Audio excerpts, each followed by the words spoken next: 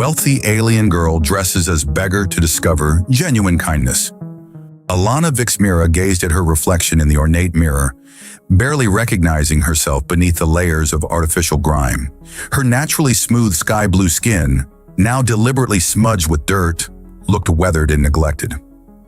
The deep crimson tint of her eyes remained unchanged, the one feature she couldn't disguise without specialized contact lenses, which would defeat the purpose of her experiment. Her luxurious silver-white hair, normally flowing like liquid moonlight over her shoulders, had been tangled and matted with careful precision. "Is Madam certain about this endeavor?" Her household AI, Pax, hovered nearby, its voice modulated to convey concern without overstepping its programming. "Absolutely certain," Anna replied, tugging at the deliberately torn edges of her coarse brown dress, a far cry from the exquisite fabrics that normally graced her aristocratic form. "The Vixmira fortune buys me everything except honesty, Pax. I'm suffocating in this bubble of privilege."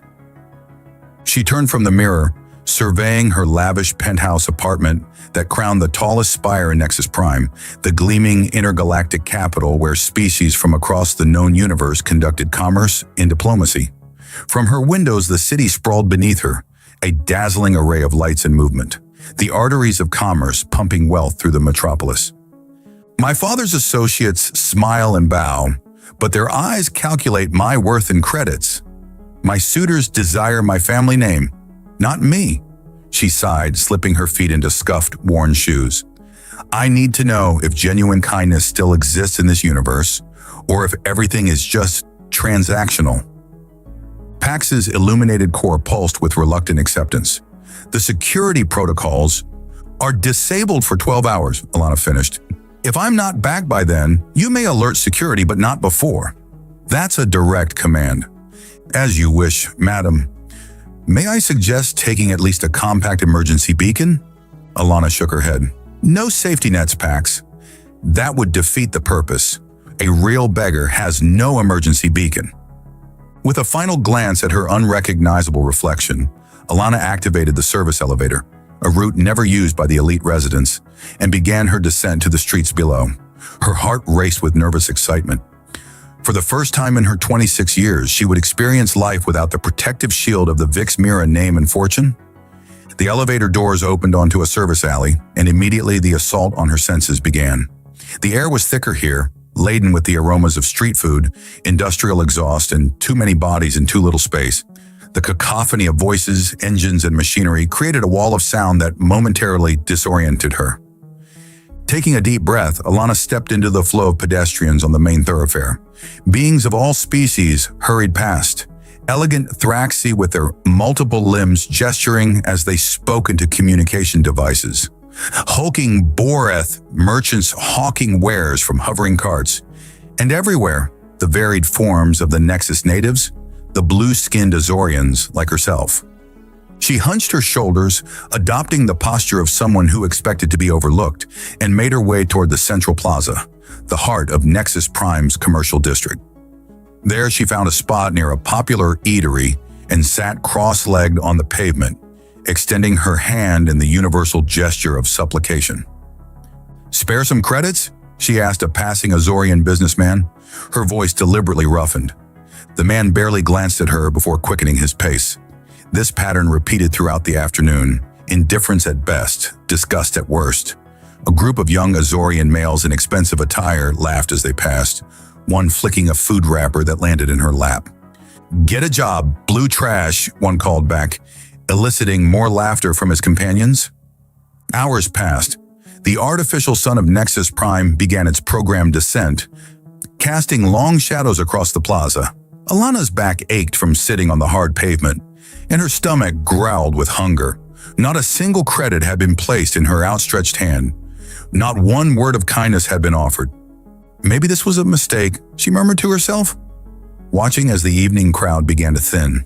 The experiment had proven her suspicions correct, but the confirmation brought no satisfaction, only a hollow ache in her chest.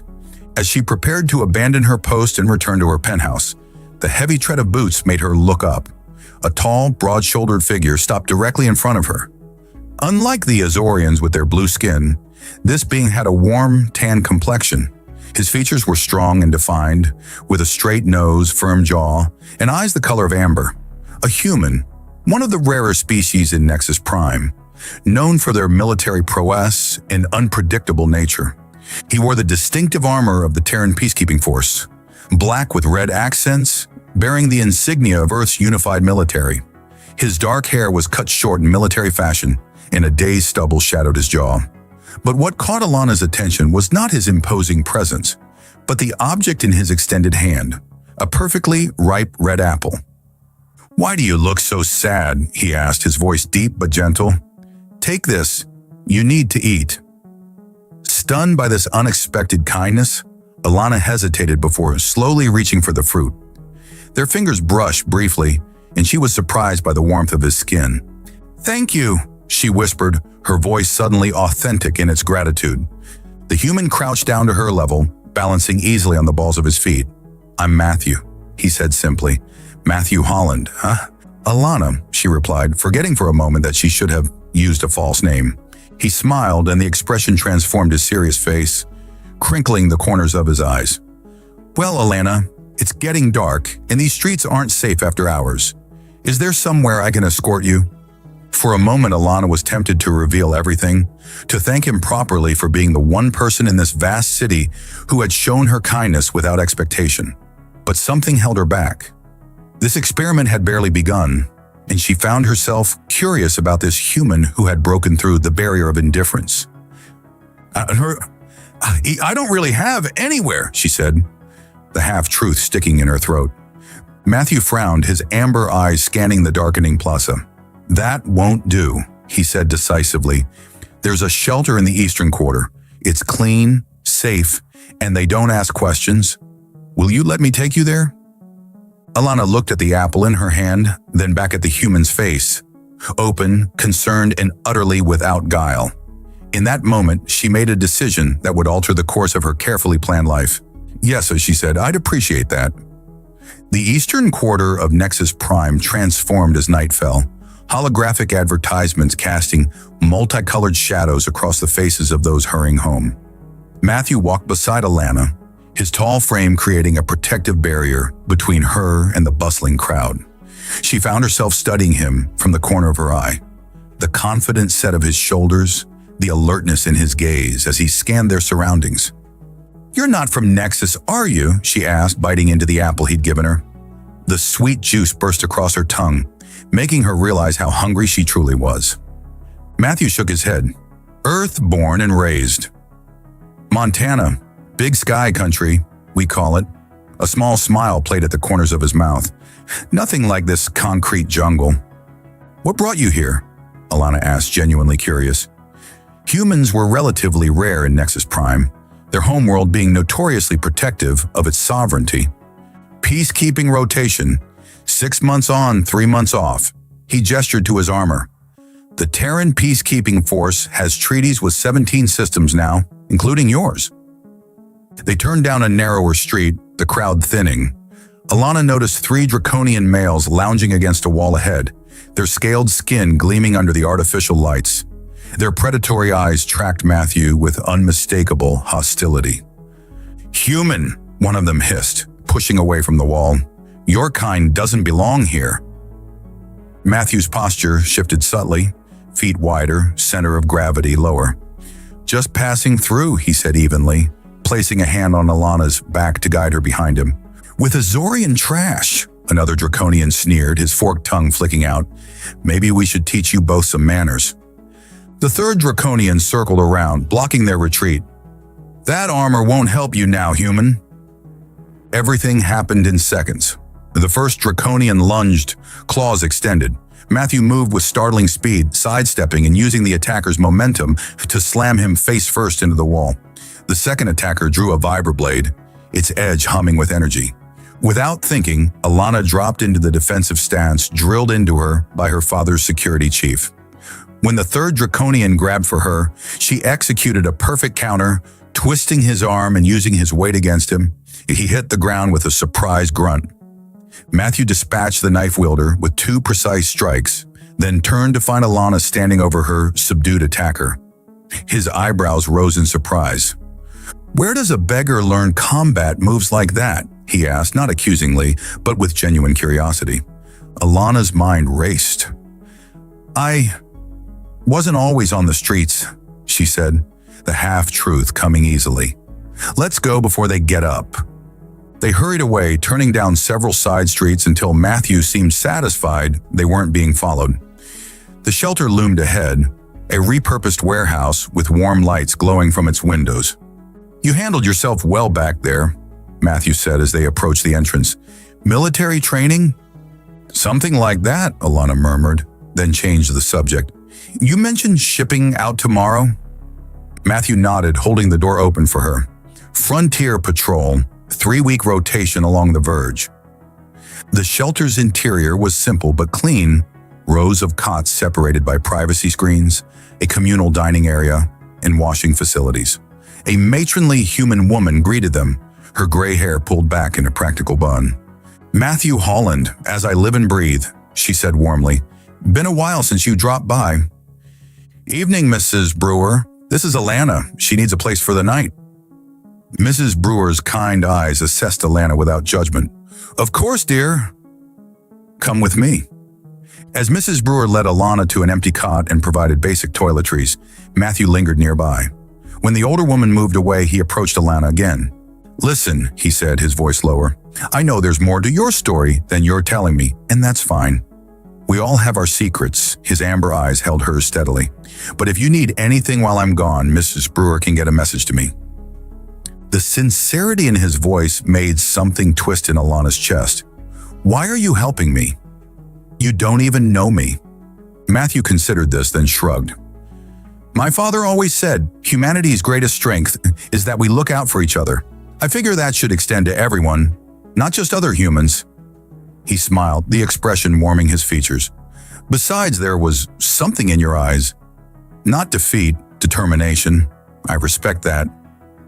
Alana felt her cheeks warm, the blue of her skin deepening slightly. "Thank you.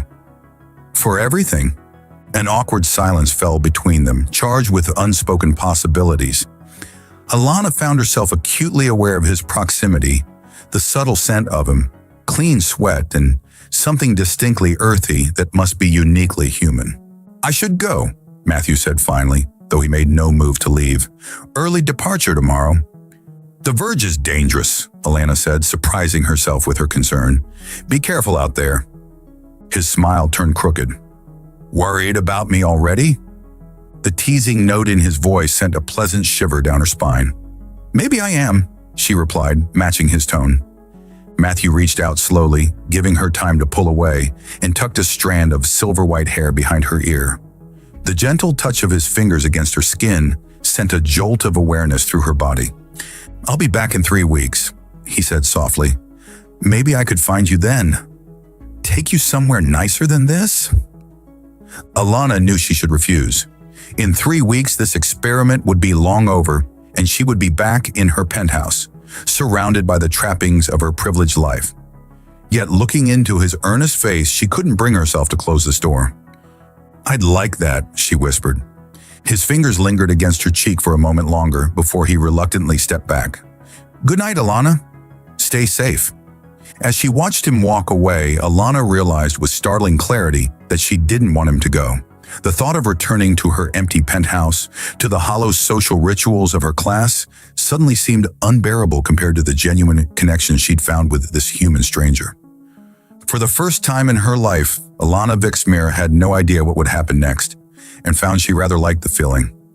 3 days after meeting Matthew, Alana settled into a strange new routine.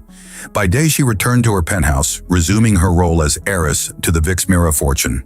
By evening, she donned her beggar's disguise and returned to the Eastern Quarter, learning more about the hidden struggles of Nexus Prime's underclass.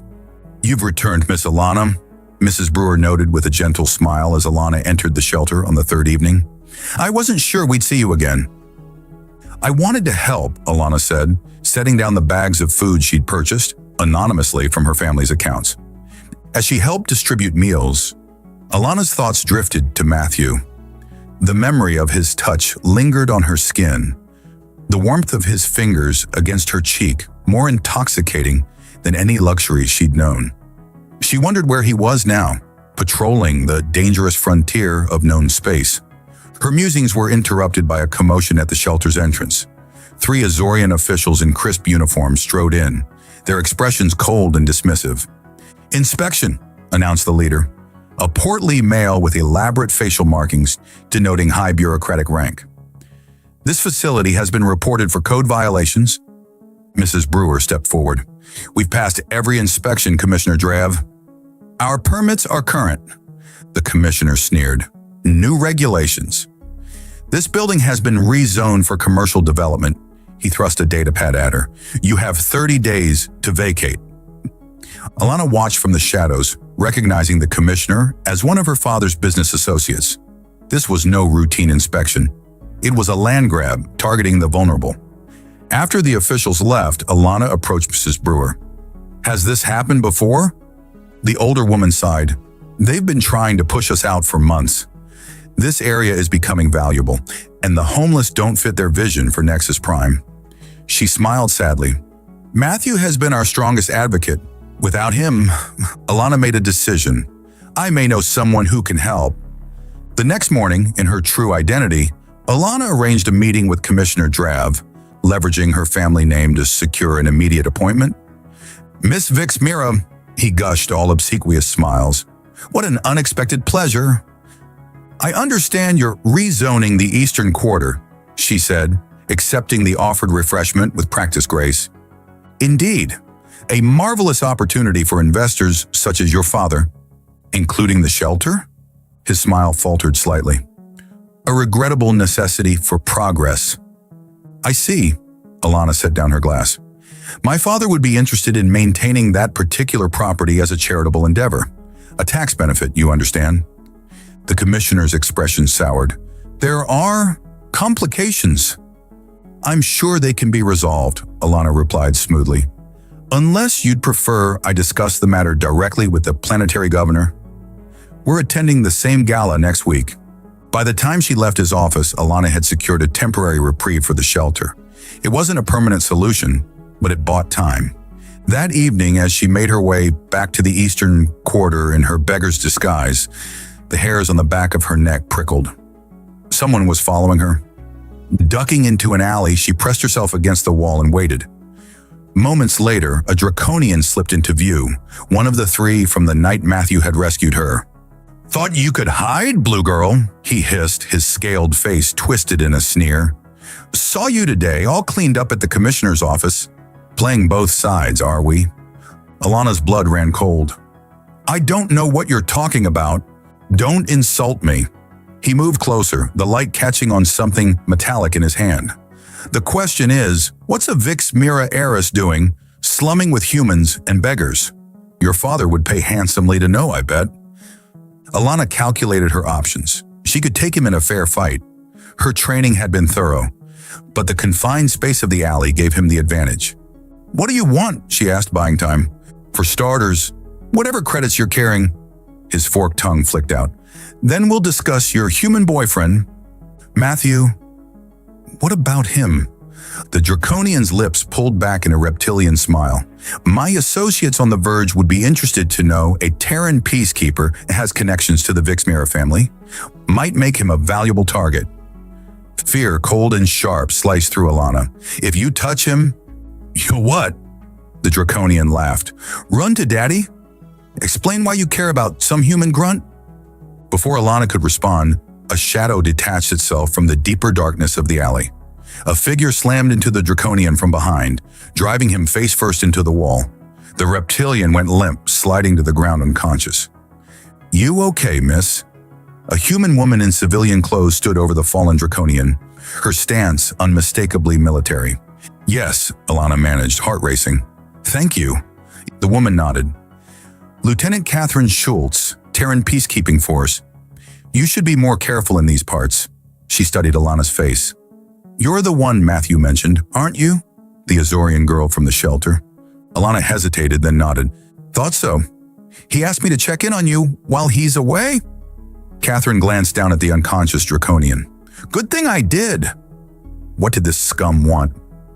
"He recognized me," Alana admitted. "I'm not who Matthew thinks I am."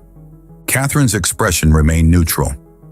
Matthew is a good judge of character. Whatever your story is, he saw something worth protecting. She gestured toward the shelter. Let's get you somewhere safe, then you can decide how much you want to tell me. At the shelter in a private corner, Alana told Catherine a version of the truth, that she came from privilege but wanted to understand life beyond her protected bubble. She had omitted her family name and the extent of her wealth. And now this draconian is threatening Matthew because of me, she finished. Catherine considered this. The draconians have been causing trouble along the verge for months. Intelligence suggests they're working with someone higher up in Nexus Prime, targeting humans specifically. She fixed Alana with a penetrating gaze. If you have connections that could help protect Matthew and our other peacekeepers, now's the time to use them. Alana nodded slowly. I'll do whatever I can. Later that night, lying on her cot at the shelter, she decided staying there was safer than returning to her penthouse. Alana stared at the ceiling, thinking of Matthew.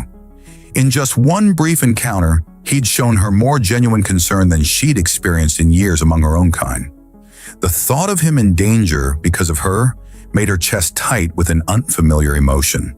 She realized with startling clarity that she was falling for him, this human who'd offered kindness without agenda, who'd seen value in her when she appeared to have nothing. For the first time in her life, Alana understood what it meant to care for someone beyond herself. Tomorrow she would begin using her resources to protect him, even if it meant eventually revealing her deception.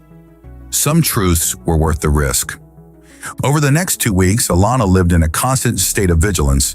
By day, she leveraged her family connections to investigate Commissioner Drav, discovering financial transactions linking him to draconian crime syndicates operating along the verge.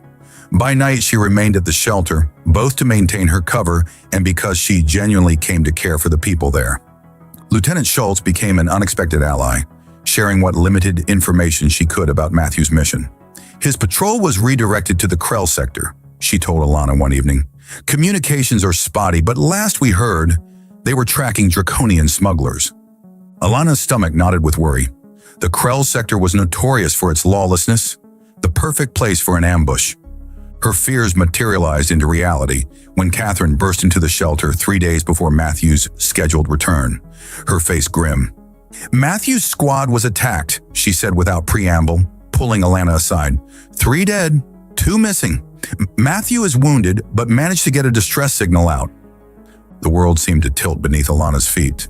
Is he alive? Last we heard, a rescue team is being assembled, but there's a problem.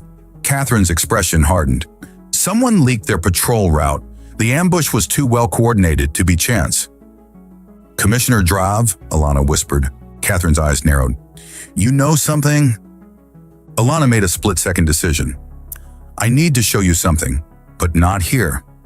An hour later, they stood in Alana's penthouse. Catherine's expression a mixture of shock and growing understanding as Alana revealed her true identity. You're Alana Vixmira, the shipping heiress? Yes. Alana activated her secure terminal, displaying the financial records that she'd uncovered. Commissioner Drav has been taking payments from a shell corporation I traced back to the Draconian Syndicate. They're targeting human peacekeepers specifically, and I believe they're planning something bigger. Catherine studied the data, her military training evident in her quick assessment. This is solid intelligence, but why the charade? Why pretend to be homeless? Alana's cheeks darkened with embarrassment. I wanted to see if genuine kindness still existed. My world is artificial. Everyone wants something from me. She met Catherine's gaze directly. Matthew was the first person in years to show me kindness without agenda. Understanding dawned in Catherine's eyes. You care for him more than I thought possible, Alana admitted, and now he's in danger because of me? Not because of you, Catherine corrected, because of corrupt officials and criminals.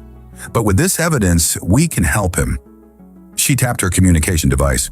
I need to get this to command immediately. The rescue team deploys in 6 hours. I'm coming with you, Alana said firmly. Catherine shook her head. Absolutely not. This is a military operation.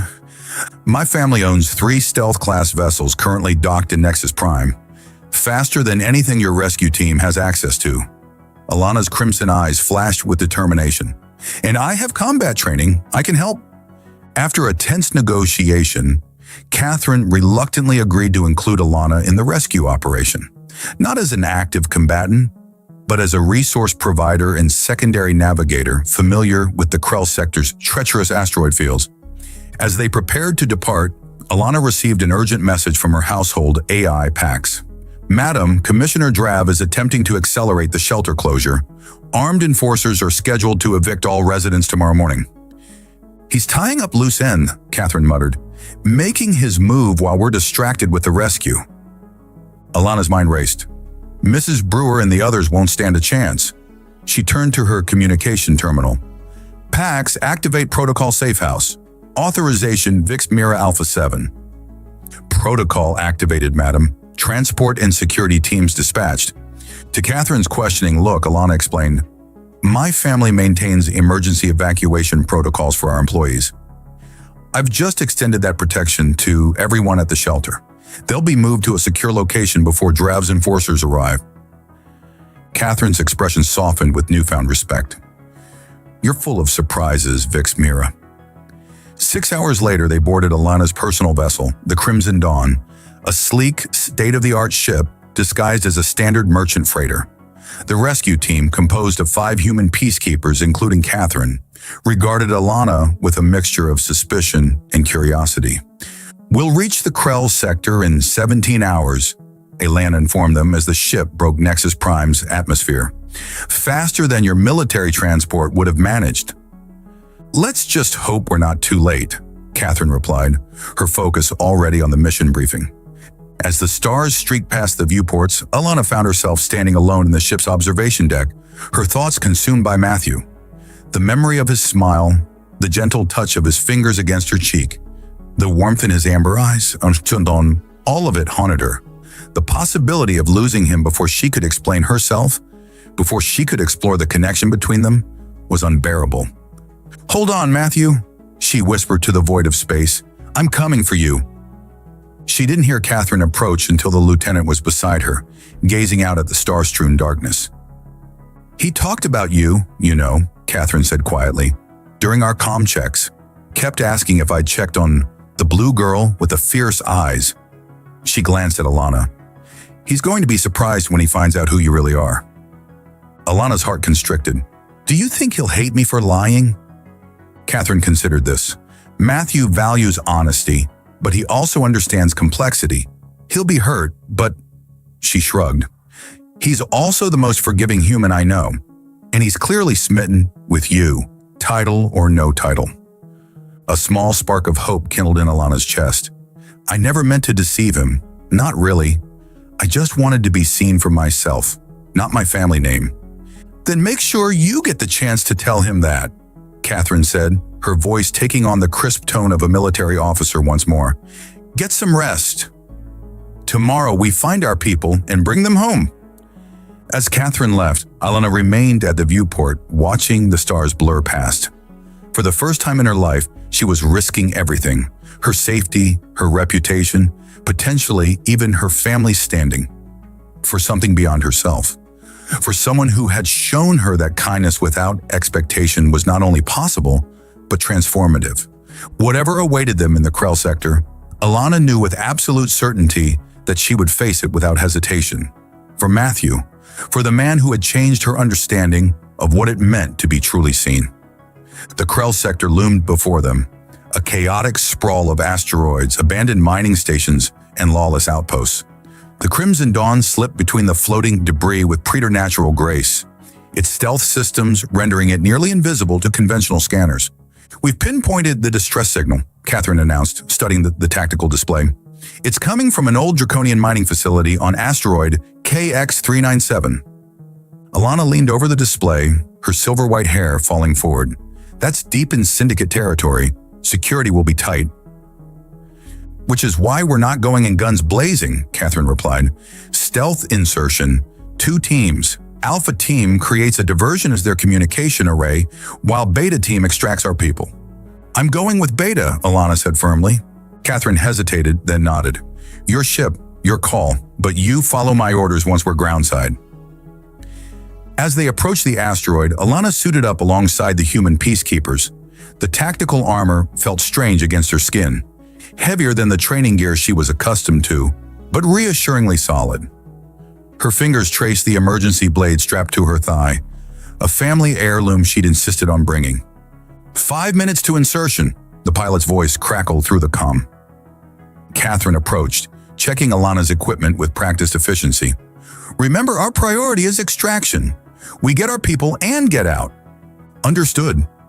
The crimson dawn settled into a natural crevice on the asteroid's dark side, its hull barely distinguishable from the surrounding rock. Alpha Team departed first, moving silently toward the facility's communication array. 10 minutes later, Beta Team, Catherine, Alana, and 2 other peacekeepers made their approach to the main complex. Security breach in Sector 7. The draconian announcement blared through external speakers as Alpha Team's diversion took effect. Guards rushed toward the disturbance, leaving their path relatively clear. They moved through the facility service tunnels, encountering only minimal resistance. Catherine dispatched 2 draconian guards with silent efficiency, her movements economical and lethal. Alana found herself admiring the humans' combat prowess, so different from the formal techniques she'd been taught, yet undeniably effective. Detention block ahead, Catherine whispered. Life signs indicate 2 humans and 4 draconian guards. Alana's heart pounded. Matthew was just beyond that door. The rescue unfolded with surgical precision. Flash grenades disoriented the guards, and the peacekeepers neutralized them before they could recover. Alana rushed to the cell controls, her fingers flying over the unfamiliar interface. The force fields deactivated, revealing 2 figures huddled in separate cells. One was a young human woman, battered but defiant. The other, dash. Matthew, Alana breathed. He looked up, his face bruised, a makeshift bandage wrapped around his torso. Despite his injuries, his eyes widened in recognition. Alana? Confusion and disbelief warred on his face. What the hell are you doing here? Before she could respond, alarms blared throughout the facility. Alpha Team's been compromised, Catherine reported grimly. We need to move. Now. They helped the injured peacekeepers to their feet. Matthew winced but remained steady, his military training evident in his disciplined movements despite obvious pain. There's something you need to know, he said urgently as they made their way back through the tunnels. This isn't just about smuggling. They're planning to attack the Peace Summit on Nexus Prime. Some Azorian official is helping them. Commissioner Drav, Alana confirmed. We know. But we need to get you out of here first.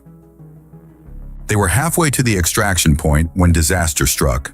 A heavy security door slammed shut, cutting their group in half. Catherine and the other peacekeeper were trapped on one side with the rescued female officer. Alana and Matthew on the other. Find another route. Catherine's voice crackled through the comm. We'll meet at the ship. Before they could move, draconian forces converged from both directions, trapping them in the narrow corridor. Leading them was the same draconian who had threatened Alana in the alley, now wearing the insignia of a syndicate lieutenant. The Vix Mira heiress, he hissed with malicious pleasure, and her human pet. How convenient. Matthew's head snapped toward Elena, shock evident in his expression. Vix Mira? As in the shipping dynasty? The draconian laughed. She didn't tell you? Your beggar girl owns half of Nexus Prime, his forked tongue flicked out. Drop your weapons or watch your human die slowly. Alana assessed their options. The corridor offered no cover, and Matthew was already injured. Reluctantly, she lowered her weapon. Smart girl, the draconian sneered. Now let's discuss terms. Your family's shipping codes would be valuable to us. Provide them, and perhaps we'll be merciful. Don't tell them anything, Matthew growled, his stance protective, despite his injuries. The draconian struck him across the face. Silence, human. Something snapped inside Alana at the sight of Matthew's blood.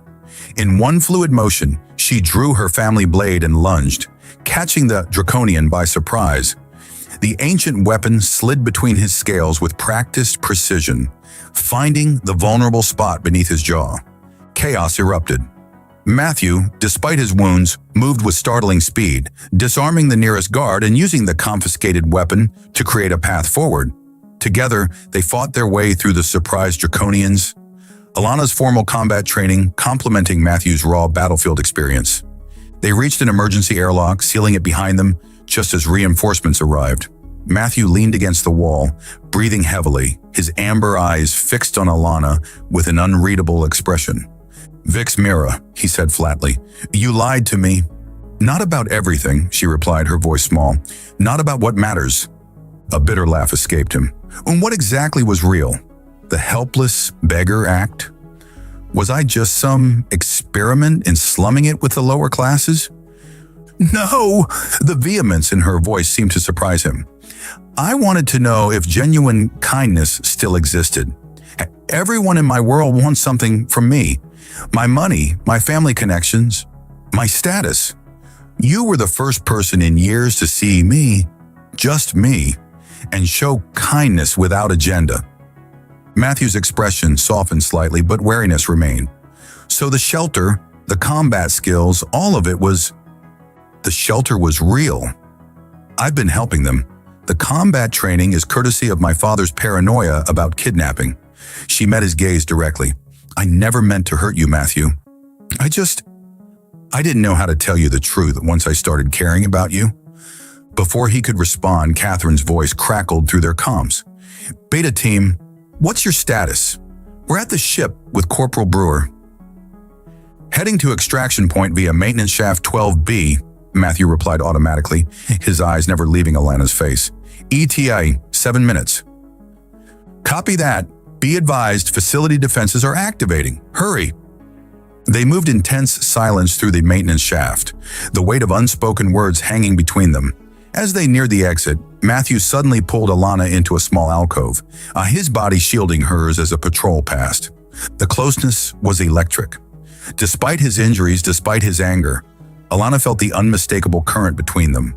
The same connection that had sparked when he'd offered her that apple on the streets of Nexus Prime. "Why did you really come for me?" he asked, his voice low, his face inches from hers. "Because I couldn't bear the thought of losing you," she admitted. "Because you showed me kindness when no one else would. And that changed everything." For a heartbeat, the universe narrowed to just the two of them. Blue skin against tan, crimson eyes meeting amber.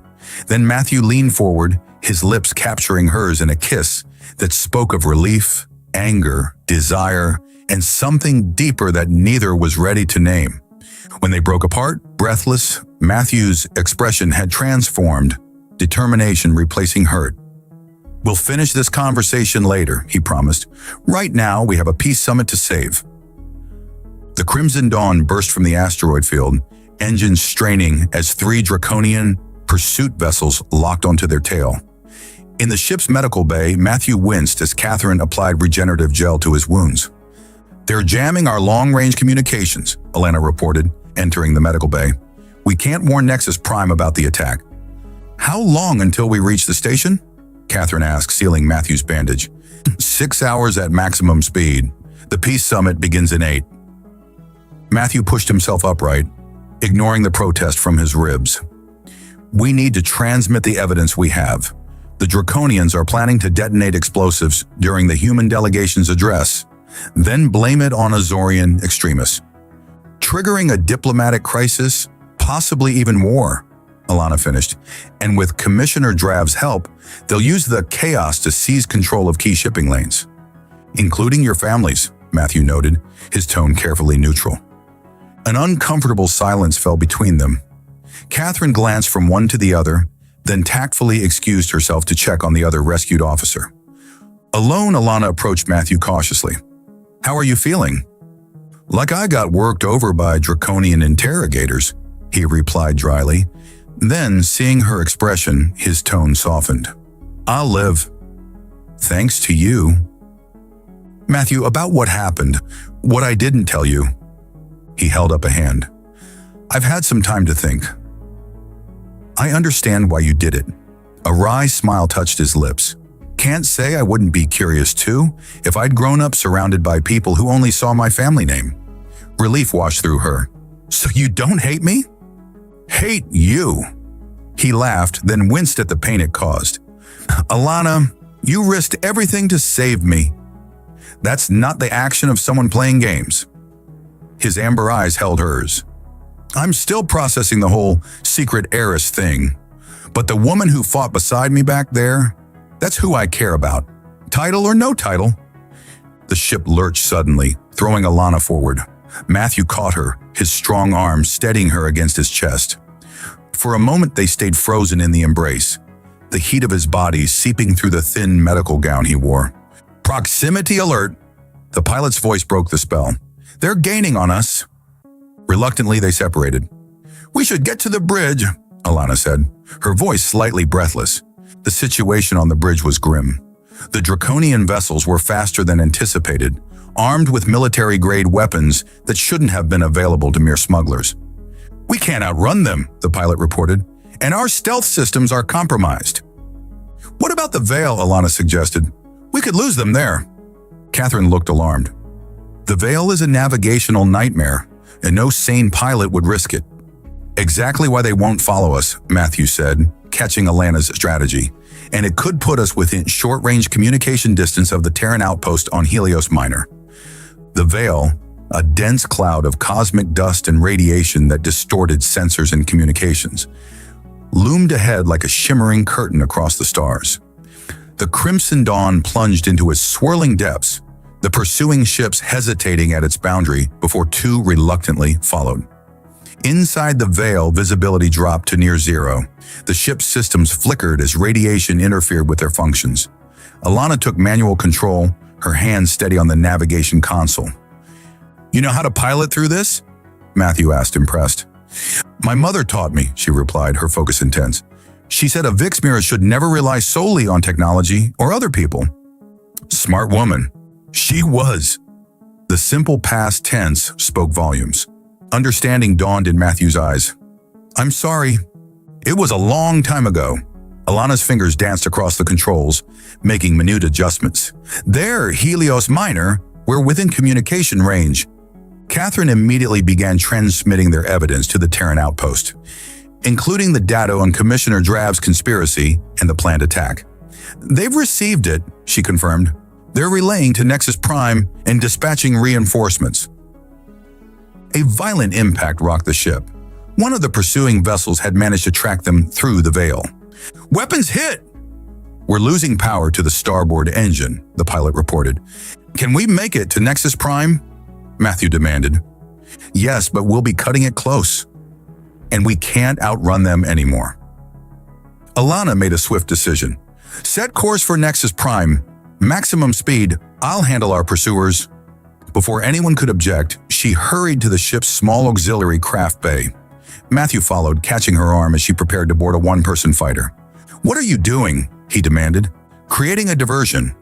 The fighter's small enough to hide in the Veil's radiation pockets. I can lead them away while you get to Nexus Prime. That's suicide, Alana. I'm a better pilot than they are, she insisted. And this is my family's fight too. Matthew's jaw tightened. Then I'm coming with you. There's only room for one and you're injured. Damn it, Alana. His frustration broke through. I just found you. I'm not losing you now. The raw emotion in his voice stunned her. In that moment, cultural differences fell away. The reserved Azorian heiress and the forthright human soldier reduced to their most essential truth. Two beings who had found something precious in each other. Impulsively, Alana pulled him down into a fierce kiss. Unlike their first, this one held no hesitation, only fire and promise. When they parted, she pressed her forehead to his. Trust me, she whispered. I'll find my way back to you. Reluctantly, he nodded. You better. We still have a lot to talk about. With a final lingering look, Alana sealed the fighter's canopy and launched into the swirling chaos of the Veil. As predicted, the draconian vessels took the bait, peeling off to pursue the smaller craft. The Crimson Dawn slipped away, racing toward Nexus Prime with its vital intelligence. Alone in the fighter, Alana led her pursuers on a dizzying chase through the Veil's treacherous currents. Her mother's voice seemed to guide her hands, memories of long-ago lessons flowing through her muscle memory. For nearly an hour, she evaded their weapons fire, drawing them deeper into the Veil's maze. When her sensors detected the Crimson Dawn had reached safe distance, Alana executed her final gambit. Cutting power to all systems except life support, she let her craft drift into the densest part of the radiation cloud. To the Draconians' sensors, she would appear to have been destroyed or disabled. As she floated in the eerie silence waiting for her pursuers to give up the search, Alana found herself reflecting on the strange journey that had brought her here. A simple experiment in disguise had led to conspiracy, danger, and something she'd never expected to find. A connection that transcended species and social boundaries. Matthew had seen her, truly seen her, both as a beggar and as an heiress. His kindness had been genuine in both cases, and in his arms she'd felt something she'd never experienced in her privileged life: belonging.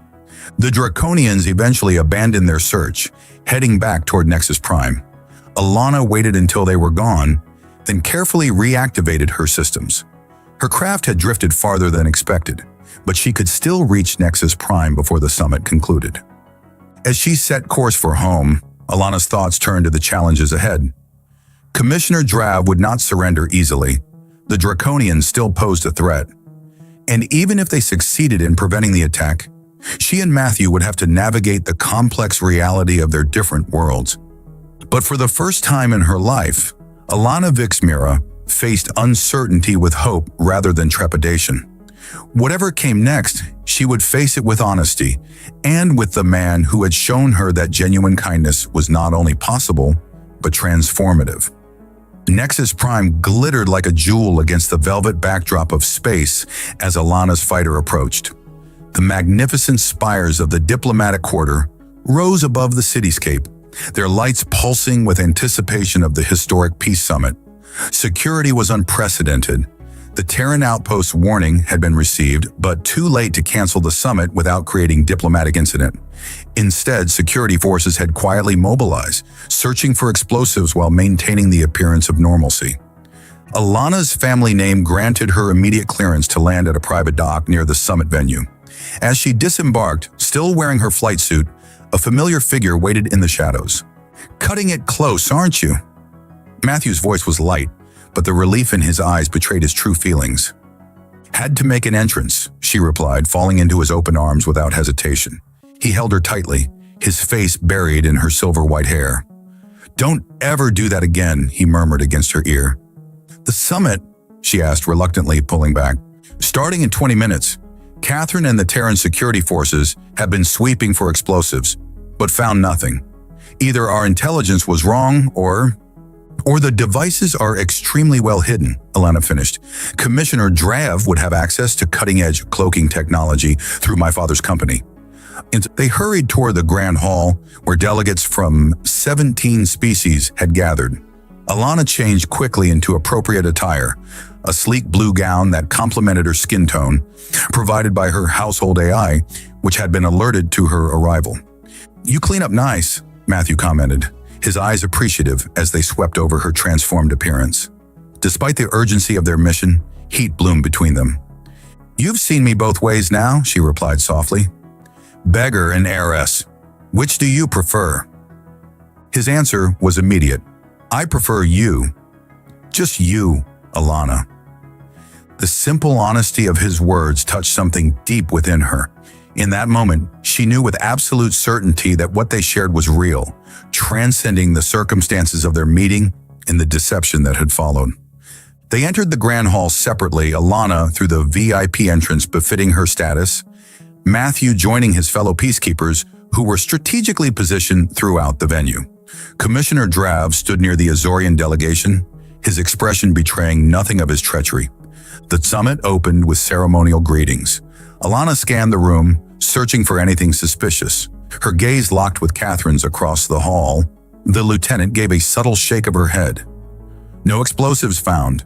The human delegation rose to deliver their address. Alana's heart raced.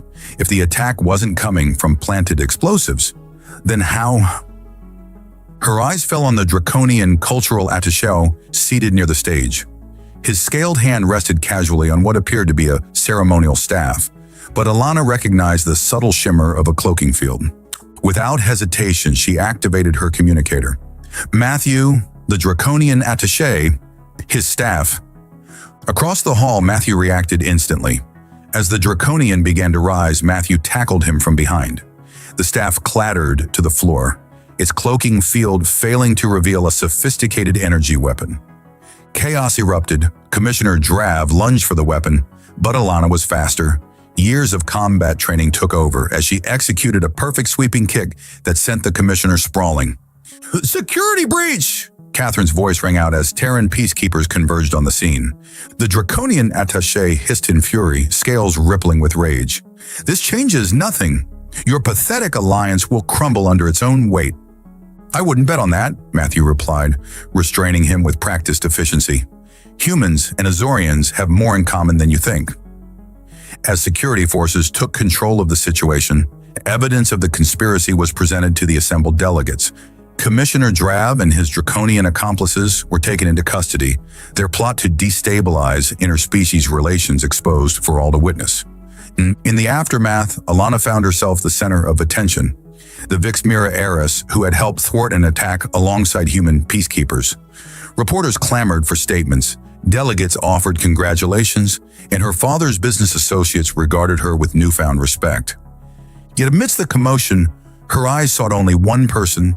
She found Matthew on a secluded balcony overlooking the city, away from the crowds.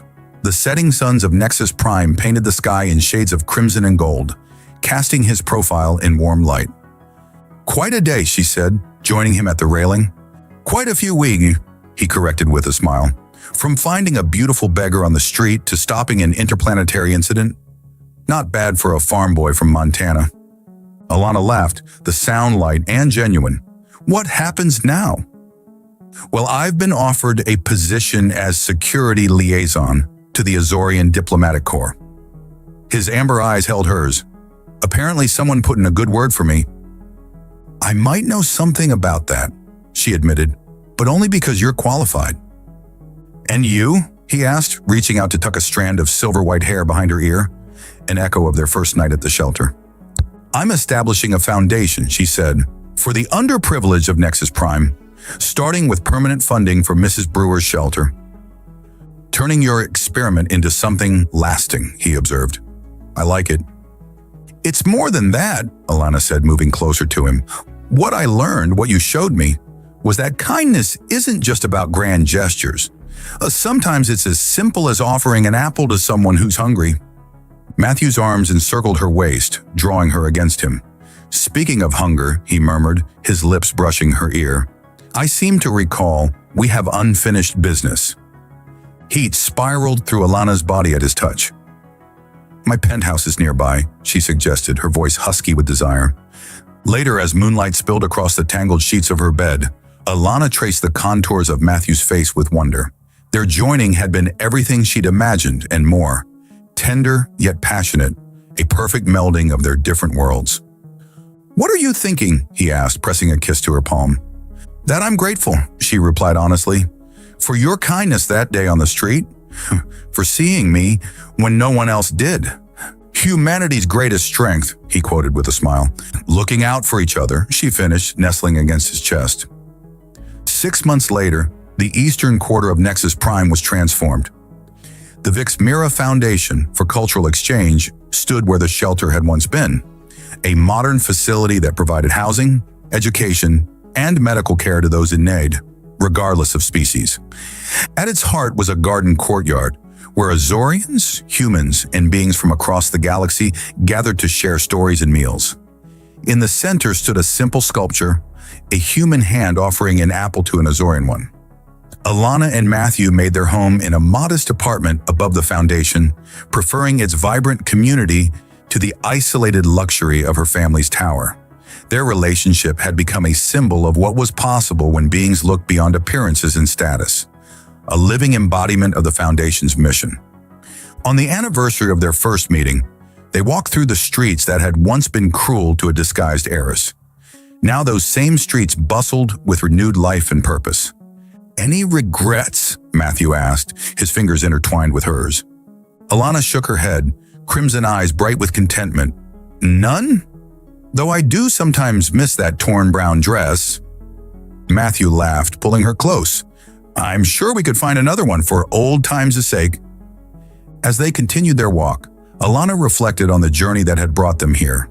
A simple experiment in disguise had led to conspiracy and danger, but ultimately to something far more precious: genuine connection, transcendent kindness, and love that bridged worlds.